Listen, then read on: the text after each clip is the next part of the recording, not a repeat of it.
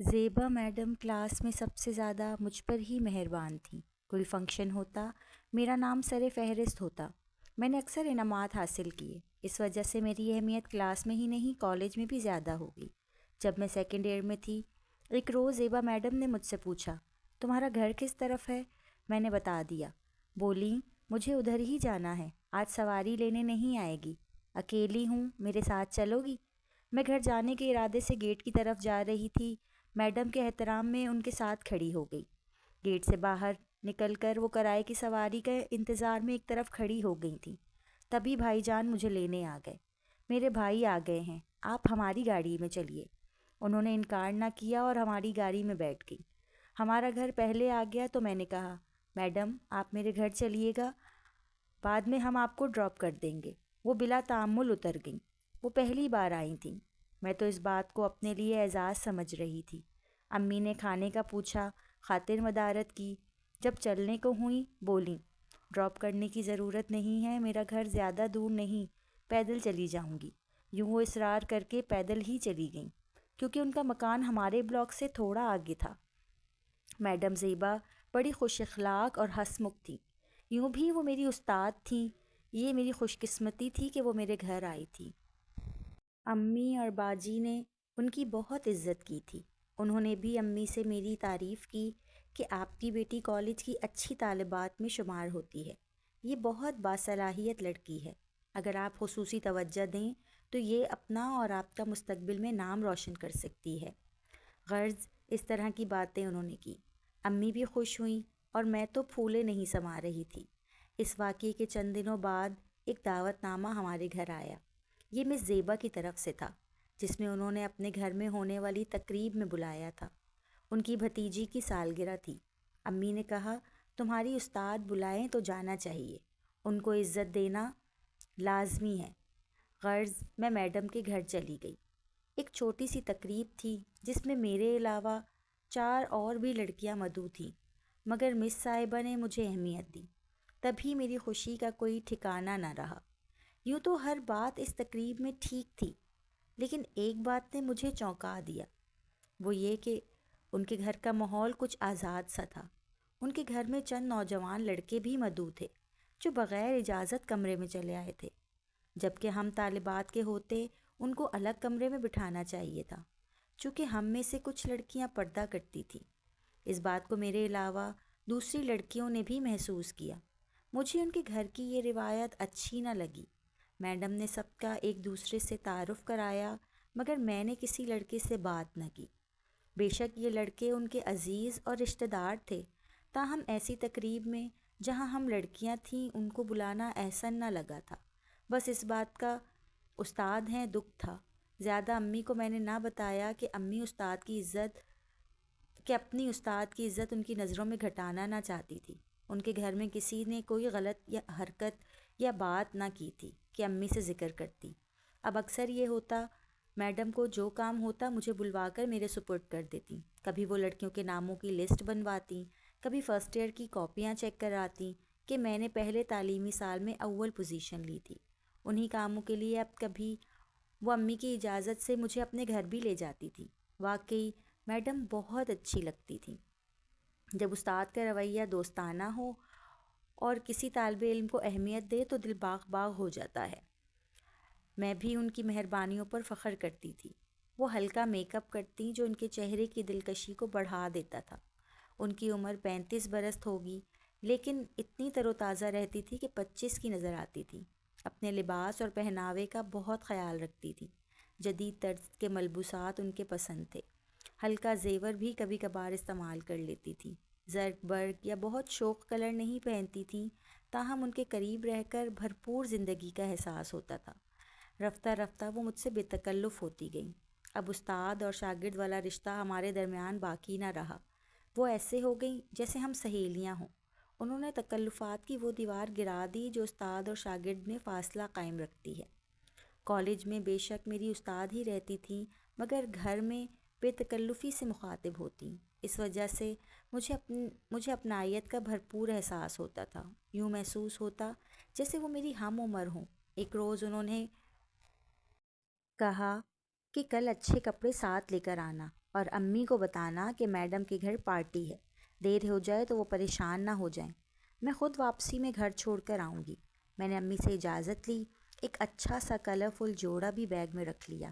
آج کے آخری دونوں پیریڈ ان کے تھے، وہ انہوں نے پرنسپل سے اجازت لے کر فری کرا لیے، اور ہاف ٹائم ہوتے ہی انہوں نے مجھے اشارہ کیا اور میں ان کے ساتھ آ گئی، مگر وہ مجھے اپنے گھر لے جانے کے بجائے کسی دوسرے کے گھر لے گئیں۔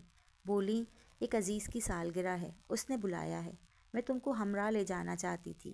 گھر خوبصورت اور سجاوٹ اعلیٰ تھی۔ گیراج میں بڑی سی چمکتی ہوئی گاڑی موجود تھی۔ ڈرائنگ روم بھی کشادہ تھا، لیکن اس گھر میں صرف ایک ملازم، ایک باورچی اور ایک صاحب خانہ تھے، جو میڈم سے کچھ کم عمر کے لگ رہے تھے۔ تعلیم یافتہ اور آفیسر ٹائپ تھے، خوش لباس اور خوش گفتار، غرض کے شاندار پرسنالٹی کے بھی مالک۔ جب وہ ڈرائنگ روم میں داخل ہوئے تو مسحور کن خوشبو سے سارا ماحول مہک اٹھا۔ میں حیرت سے ہر شے کو دیکھ رہی تھی۔ میں انتظار میں تھی کہ ابھی مہمان آئیں گے، لیکن کوئی اور نہ آیا۔ یہ کیسی تقریب ہے کہ جہاں مہمان نہیں اور نہ پارٹی کا سا سماں ہے؟ میری حیرت میں دو چند اضافہ ہوا جب نوکر نے میز پر کپ اور دیگر پارٹی کے لوازمات رکھے۔ کیک پر سالگرہ مبارک لکھا تھا۔ ان کی باتوں سے پتہ چلا کہ میزبان ایک اعلیٰ آفیسر ہیں اور ان کی سالگرہ ہے، مگر انہوں نے میڈم زیبا کو اکیلے ہی مدعو کیا تھا۔ اصل سالگرہ پارٹی اگلے روز تھی۔ گویا میڈم کی خاطر انہوں نے اپنی سالگرہ کا ایک دن الگ سے منایا تھا۔ آفیسر صاحب نے کیک کاٹا، میڈم نے اپنے دوست کو happy birthday to you کہہ کر تالیاں بجائیں۔ مجھے بھی تالیاں بجانے کو کہا اور میں نے ان کے حکم کی تعمیل کر دی۔ ہم 2 گھنٹے وہاں بیٹھے۔ میڈم زیبا نہایت بے تکلفی سے چہک چہک کر اپنے دوست سے باتیں کر رہی تھیں، جن کو وہ روفی کہہ کر مخاطب کر رہی تھیں۔ ان کا اصل نام رضوان تھا، جو مجھے بعد میں معلوم ہوا۔ تمام وقت وہ میڈم سے ہی باتوں میں مصروف رہے، مجھ سے مخاطب نہ ہوئے، تاہم کہ نکھیوں سے میری طرف بھی دیکھ لیتے تھے۔ میڈم نے میرا تعارف کرایا کہ یہ میری ہونہار شاگرد ہے، اس لیے ساتھ لے آئی کہ آپ کے گھر اکیلے آنا معیوب لگ رہا تھا۔ یہ بہت نیک اور اچھی بچی ہے، میری فرما بردار اور پسندیدہ شاگرد۔ چلتے وقت انہوں نے مجھ سے بھی 2-4 باتیں کی، مگر میں بے حد نروس ہو گئی، گھبراہٹ میں ٹھیک طرح جواب بھی نہ دے سکی۔ مجھ پر حیرت اس طرح اچانک ٹوٹی کہ ڈر کے مارے گھر میں بھی ذکر نہ کیا، کیونکہ اس کے بعد ممکن تھا امی ان سے باز پرس کرتی، اور میں میڈم کی توجہ محبت کو کھونا نہ چاہتی تھی۔ یہ بھی نہ چاہتی تھی کہ وہ کسی طور بھی مجھ سے خفا ہو جائیں۔ آخر کو وہ میری استاد تھیں، اور کون شاگرد اپنے استاد کو خفا کرنا چاہے گا؟ 1 ہفتہ گزرا تو میڈم نے پھر سے مجھے ہمراہ چلنے کو کہا۔ یہ بھی پوچھا کہ تم نے آفیسر صاحب کے گھر جانے کے بارے میں کسی سے ذکر تو نہیں کیا تھا؟ میں نے بتایا کہ نہیں۔ تب وہ اور بھی زیادہ مطمئن ہو گئی، کہنے لگیں تم واقعی خوبصورت ہونے کے ساتھ ساتھ عقل مند بھی ہو۔ دوبارہ جب انہوں نے ہمراہ جانے کی بات کی تو اس بار البتہ میں نے جرأت کا اظہار کیا اور ان سے کہہ دیا کہ میڈم میں نہیں چل سکتی۔ اصل بات یہ ہے کہ اس روز مجھے آپ کو آفیسر صاحب کے گھر سے نکلتے ہمارے ڈرائیور نے دیکھ لیا تھا۔ وہ بھائی جان کو کسی کے گھر پہنچا کر واپس آ رہا تھا۔ شکر کہ گھر میں کسی سے اس نے ذکر نہیں کیا، ورنہ امی ضرور باز پرس کرتی۔ زیبا میڈم نے میری بات کا یقین کر لیا، کیونکہ ان کو یقین تھا مجھ پر کہ جھوٹ نہیں بولتی تھی۔ ان دنوں میں 4th ایئر کا امتحان دے رہی تھی کہ میرے لیے ایک رشتہ آ گیا۔ یہ رشتہ امی ابو کو پسند آیا اور میری منگنی ہو گئی۔ میں نے اپنے منگیتر کو نہیں دیکھا تھا، کیونکہ یوں بھی امتحان ہو رہے تھے، آخری پرچے چل رہے تھے اور میں ذہنی طور پر بہت مصروف تھی۔ امتحان ختم ہوتے ہی میری شادی کا ہنگامہ شروع ہو گیا، اور میں بھی شادی کی تیاریوں میں مصروف ہو گئی۔ اور پھر وہ دن آ گیا کہ میں رخصت ہو کر اپنے شوہر کے گھر آ گئی۔ میں سجی سجائی سیج پر بیٹھی، گھونگھٹ اوڑھے اپنے دلہے کا انتظار کر رہی تھی اور سوچ رہی تھی پتہ نہیں وہ کیسے ہوں گے۔ اتنے میں دروازے پر دستک ہوئی اور وہ اندر داخل ہوئے۔ میں نے گھبراہٹ سے سر مزید جھکا لیا۔ وہ سامنے آ کے بیٹھے، ہاتھ میں منہ دکھائی کا تحفہ پکڑا ہوا تھا، اور پھر میرا گھونگھٹ اٹھایا اور میری بہت ساری تعریفیں کی۔ میں نے شرماتے ہوئے ایک نظر ان کی طرف دیکھا اور پھر نظر جھکانا بھول گئی۔ حیرت کے مارے بیڈ سے اٹھ کر کھڑی ہو گئی، کیونکہ یہ تو وہی رضوان صاحب تھے جو میری میڈم کے دوست تھے۔ انہوں نے پکڑ کر مجھے بٹھایا کہ گھبراؤ نہیں، میں نے تمہیں اسی دن پسند کر لیا تھا اور تم سے شادی کا ارادہ کر لیا تھا۔ उस रोज़ न जाने इनको मेरी कौन सी बात पसंद आ गई थी कि मुझसे शादी की ठान ली। बकौल इनके मुझे तुम्हारी मासूमियत पर तरस आ गया कि ज़ेबा जैसी चलती फिरती खातून तुमको कहाँ कहाँ ख्वार करेगी। बेहतर है कि इस लड़की से शादी करके इसको आज़ादी की तबाही से बचा लूँ। तुम मुझे शरीफ घराने से लगी। ये भी अंदाज़ा हो गया कि उस्ताद के एहतराम और ताबेदारी ने तुमको मेरे यहाँ तक पहुँचाया है। तुम्हारे वालिद का पता किया, उनकी शराफत का मालूम हो गया। अच्छे ख़ानदान से तुम्हारा ताल्लुक़ मालूम हो गया। मेरा अंदाज़ा सही था। मैंने तुम्हारे इम्तिहानों के ख़त्म हो जाने का भी इंतज़ार न किया और तुम्हारे वालिद के एक दोस्त के तवस्सुत से जो मेरे महकमे में मुलाजिम है रिश्ता तलब किया और यूँ तुम मेरी इज़्ज़त के साथ शरीक हयात बन गई। रिजवान ने मुझे बताया तो मैं हैरत ज़दा रह गई कि मर्द भी कितने मर्दम शनास और दूर अंदेश होते हैं। इतनी शायद हम औरतें नहीं होती। वो थोड़े से वक्त की मुलाकात के बाद दूर की कौड़ी ले आए। आज हम खुशो-खुर्रम ज़िंदगी गुजार रहे हैं, लेकिन वो अब भी कभी कभी अफसोस करते हैं, ऐ काश तुम ज़ेबा के ज़रिए मुझसे ना मिली होती। ये खातून मेरे छोटे भाई की क्लास फेलो थी। हमारे घर आने जाने लगीं और फिर मेरी दोस्त बन गई। ताहम उनकी आज़ादी मुझको हमेशा खटकती थी, मगर खुशगुफ्तारी पसंद थी तो दोस्ती को निभाता रहा। खैर, मर्दों की अपनी बातें, अपनी सोच और अपने फ़ैसले होते हैं। अक्सर आज़ाद ख़याल औरतों को दोस्त बना लेते हैं, मगर उनसे शादी नहीं करते और शरीक हयात को बापर्दा देखना पसंद करते हैं।